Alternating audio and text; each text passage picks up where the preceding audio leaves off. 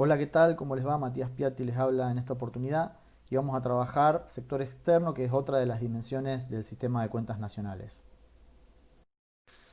El sector externo comprende la totalidad de los intercambios, transacciones que se realizan entre la economía doméstica, representada por los residentes de nuestro país, con el mercado internacional, con instituciones, personas de otros países.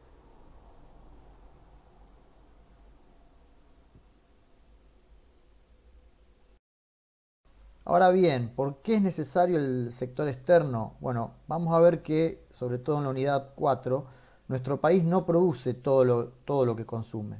Hay un montón de cosas, de bienes, de servicios, de productos y de insumos que necesitamos traer del extranjero porque no los producimos localmente. Y como contracara, nuestro país produce un montón de otros bienes y servicios en cantidades muy superiores a la capacidad de consumo interno, entonces qué mejor que colocarlos, venderlos al mercado internacional a otros países. Maquinaria agrícola, soja, cereales.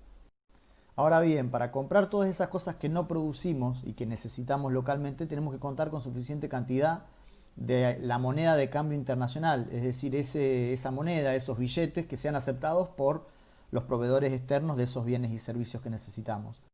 Y acá surge, si se quiere, el primer inconveniente, porque nosotros no producimos dólares, no los fabricamos, no los emitimos, no los imprimimos, por decirlo de alguna manera. El dólar no es la moneda local, no es el billete en el que nos manejamos para las transacciones internas. Entonces la economía argentina tiene que buscar el modo de hacerse de los dólares, de obtenerlos. Y hay distintas formas de obtener esas divisas que no podemos emitir nosotros porque corresponden a otros países. Una de ellas es a través de las inversiones extranjeras, es decir, divisas que traigan empresarios privados para iniciar actividades productivas en nuestro país. Las exportaciones, otra fuente de divisas, vendiendo al mundo bienes que producimos en volúmenes que exceden nuestra capacidad de consumo interno. Financiamientos que prestan al Estado, organismos internacionales de crédito, subsidios, ayudas. Grandes empresas que pueden tomar deudas en monedas extranjeras en el mercado internacional. Y donaciones y remesas que pueden enviar familias de argentinos que emigran a otros países del mundo y remiten en divisas ayudas a las familias que quedaron en el país. Todas estas transacciones que nombramos, estos intercambios mediante los cuales ingresan del exterior al país bienes, servicios, inversiones, donaciones, etcétera, y salen al exterior desde nuestro país también bienes, servicios, pagos de intereses, de capital por deudas, etcétera, son registradas en un sistema contable denominado balance de pagos. La balanza de pagos se compone por distintas subbalanzas. La primera de ellas es la cuenta corriente. Ahora seguidamente vamos a ver qué ítems incluye, pero vamos adelantando que se compone de todas las transacciones de bienes, servicios, rentas y transferencias corrientes que tienen lugar entre entidades residentes, es decir, instituciones que residen en el país, y no residentes. Veamos ahora cuáles son los ítems que componen a la subbalanza cuenta corriente de la balanza de pagos. El primero de ellos, mercancías o balanza comercial. Se denomina así a todas estas transacciones de bienes, de productos, de mercaderías en general, que se intercambian con el mundo. Este ítem también se conoce popularmente, coloquialmente, como balanza comercial. Con importaciones, en la balanza comercial nos referimos a todos esos productos, mercaderías o mercancías que se traen de afuera para comercializar en el mercado doméstico de nuestro país. Esto implica que estamos remunerando a trabajadores del extranjero. Nuestra economía está comprando de alguna manera trabajo externo, porque fueron producidos estos productos por trabajadores y también por capitalistas de otros países.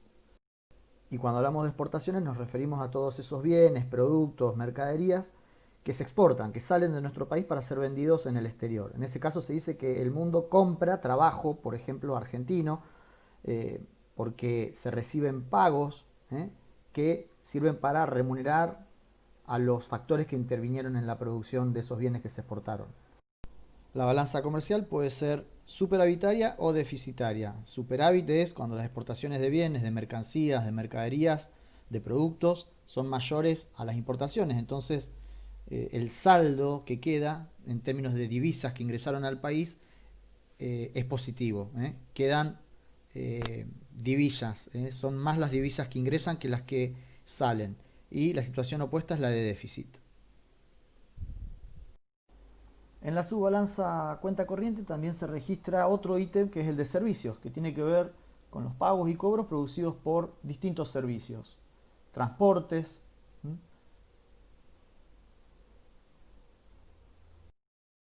viajes y turismo, que es otro servicio, otra actividad del rubro servicios.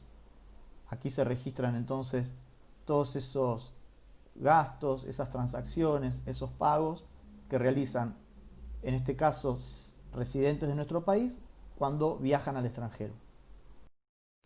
Comunicaciones es otro de los rubros.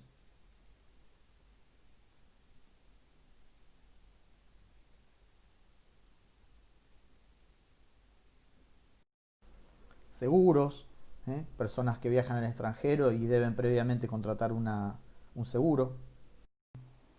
Servicios financieros, como cuando, por ejemplo, un inversor de nuestro país contrata a un manager de las finanzas, una consultora, para que coloque sus fondos en el sistema internacional y le abona por los servicios prestados.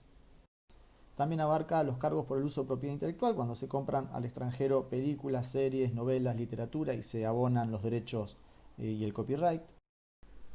El tercer ítem dentro de la subbalanza cuenta corriente es el de ingreso primario. Este es muy importante porque acá se registra la renta que obtienen los factores productivos, trabajo y capital.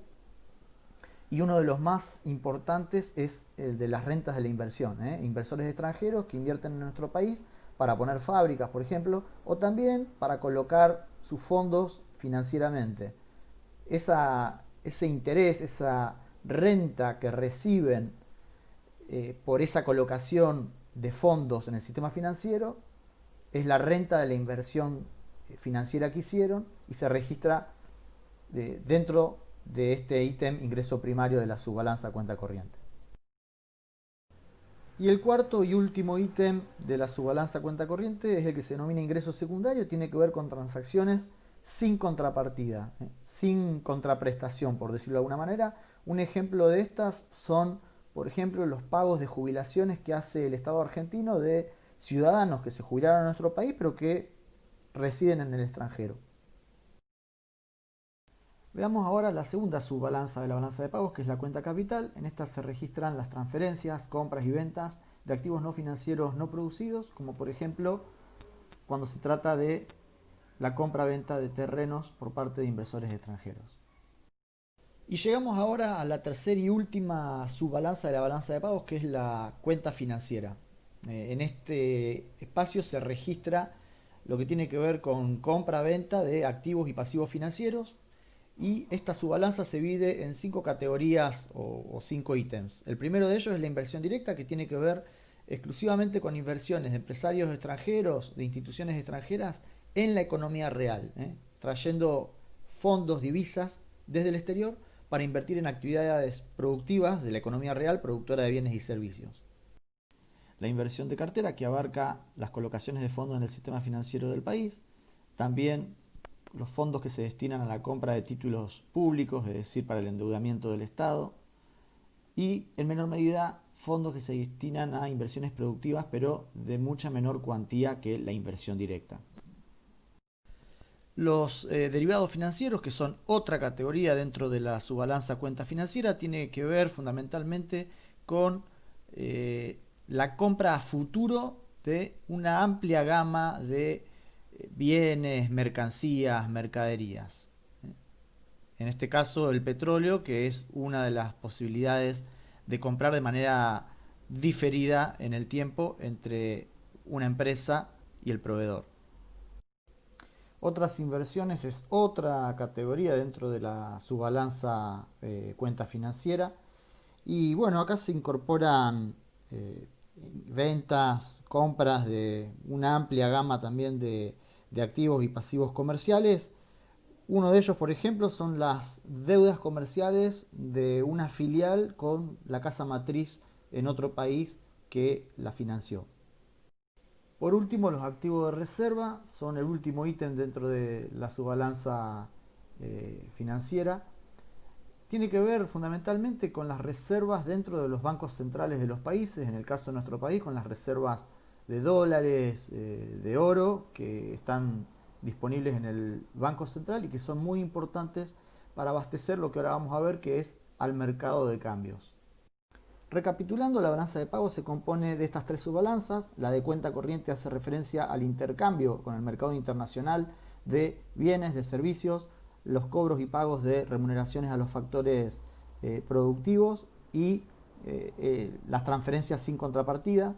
La cuenta capital, que tiene que ver con el intercambio de activos no financieros no producidos, dijimos tierras, por ejemplo, y la cuenta financiera, que engloba las distintas variantes de la inversión junto con el saldo de las reservas del Banco Central. Veamos ahora el mercado de cambios, este espacio de la economía que posibilita la conversión entre monedas. ¿Y cuál es la importancia? Bueno, el mercado de cambios posibilita, por ejemplo, que un negocio que vende notebooks a familias argentinas y cobra pesos, los transforme en una moneda de cambio internacional, por ejemplo, yuanes de China, para pagarle al proveedor de notebooks que lo va a reabastecer y que acepta, en este caso, únicamente yuanes del país donde se fabrican estos productos. A la inversa, el mercado de cambios permite convertir las divisas con las que una empresa, por ejemplo, exportadora de tractores, cobra por la venta de estos productos a pesos. ¿Para qué necesita pesos una empresa argentina que cobró en dólares, euros o yuanes por los productos que exportó? Bueno, para pagarle, por ejemplo, a sus empleados. Entonces convierte estas monedas extranjeras que obtuvo a pesos para pagar distintas remuneraciones a factores que tuvo que contratar para realizar el proceso productivo. De la relación entre la cantidad de moneda nacional que hay que pagar para comprar una unidad de moneda extranjera surge el tipo de cambio. Como vamos a ver, el tipo de cambio es muy importante en la economía porque incide sobre otros fenómenos económicos y por eso a los gobiernos les interesa regularlo, controlarlo, observarlo. El mercado de cambios, que es este espacio en el que se realiza la conversión entre monedas, puede ser más o menos libre. Un mercado libre es aquel en el que no hay absolutamente ningún tipo de obstáculo, regulación para convertir todos los pesos deseados en monedas, divisas de otro país. En cambio, en un mercado regulado, primero se tiene que solicitar autorización al Banco Central, al gobierno, al ente gubernamental encargado de regularlo. Si este se expide positivamente, recién ahí se obtiene la autorización y se realiza la operatoria, la conversión de monedas. Dijimos que el tipo de cambio tiene una fuerte incidencia sobre otras variables de la actividad económica, por eso al Estado le interesa regularlo. Bueno, una de ellas es la distribución del ingreso, es decir, cómo circula el ingreso, cómo los distintos factores de la producción se apropian del ingreso que se genera en la actividad económica. Vamos a verlo con el siguiente ejemplo. Un productor agropecuario que produce 100 kilos de trigo, que los exporta y obtiene con esa exportación $100. Como el tipo de cambio es, digamos, de $1 igual a 100 pesos argentinos, esos $100 los va a vender en el mercado de cambio y va a obtener al tipo de cambio vigente ese día 10.000 pesos argentinos. Con esos 10.000 pesos va a pagar 2.000 en salario a los peones del campo, 3.000 por los insumos que empleó, semillas, fertilizantes, combustible, y 5.000 pesos van a constituir su ganancia. Si se modifica el tipo de cambio, por ejemplo, se devalúa la moneda un 100%, vamos a ver en este ejemplo, de hecho, un 100% es lo que se devaluó el peso argentino efectivamente entre el 1 de abril de 2018 y el 1 de abril de 2019, y el tipo de cambio en el caso de este ejemplo pasa de $1 igual a 100 pesos argentinos a valer $1 200 pesos argentinos. El productor agropecuario, digamos, que vende nuevamente los 100 kilos de harina al exterior, obtiene los mismos $100 y los va a cambiar en el mercado de cambio ahora a este nuevo valor, a este nuevo tipo de cambio, es decir, por 20.000 pesos argentinos, producto de la modificación del tipo de cambio. Con estos 20.000 pesos va a pagar los mismos 2.000 pesos en salarios a los peones del campo, los mismos 3.000 pesos por los insumos que empleó en el proceso productivo, semillas, fertilizantes, dijimos, combustibles, y ahora su ganancia va a ser de 15.000 pesos, 10.000 pesos más que con el tipo de cambio anterior. Las modificaciones en el tipo de cambio, por ejemplo, a través de la devaluación de la moneda, también tiene efectos y consecuencias sobre la inflación, es decir, sobre el aumento de los precios de los bienes de la economía. Veámoslo con el ejemplo anterior. El productor agropecuario obtiene $100 por vender los 10 kilos de trigo al exterior, que cuando el dólar vale 100 pesos, si los cambia en el mercado de cambios local, le significan 10.000 pesos. Si opta por vender el trigo a un molino harinero de su provincia, le van a pagar pero en pesos, nunca va a ver los dólares, sino directamente va a recibir 10.000 pesos, digamos, a cambio de los 10 kilos de trigo, ya que internamente para las transacciones nacionales no se usa el dólar, sino el peso argentino.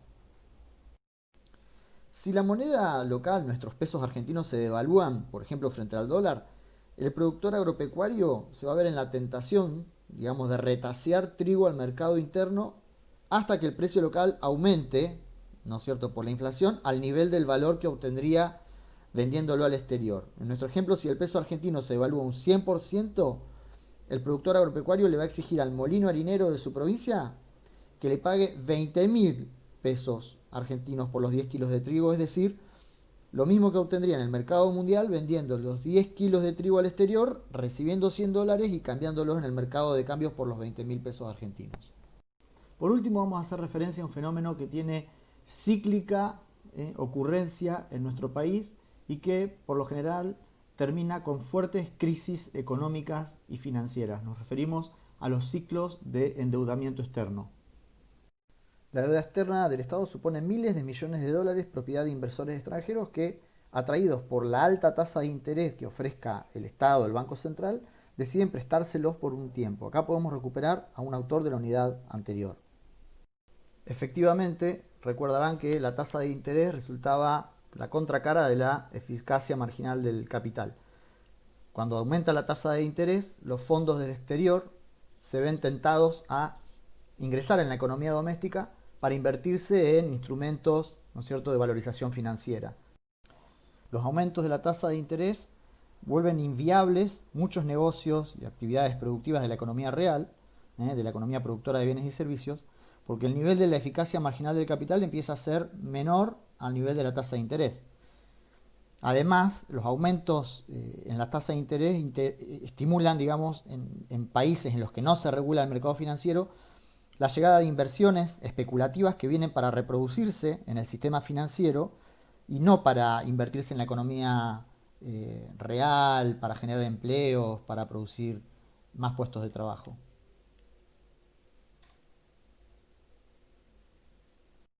Bueno, hasta acá llegamos con este video, esperamos haber sido de ayuda y hasta cualquier otra oportunidad. Saludos.